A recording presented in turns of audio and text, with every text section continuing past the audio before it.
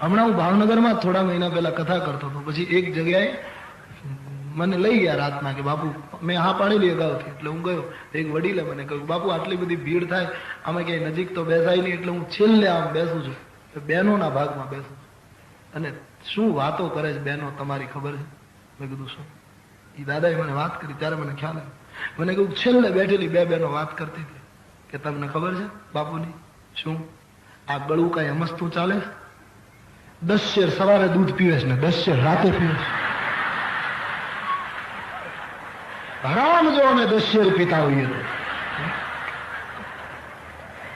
સવારે 10 શેર કેસર નાખીને ઉપાડી જાય અને રાતે 10 શેર ગાયનું જ લે, કોઈથી અડાય નહીં, પૂરેપૂરું પી જાય, અધમણ દૂધ પીવે, એમાં આગળ ચાલે. નહીતર કાંઈ કથા આવી લાગણીથી વાતો કરતા હોય છે બેન. હવે હું તો એ 10 શેર 20 શેર આમ સાંભળું ત્યાં મને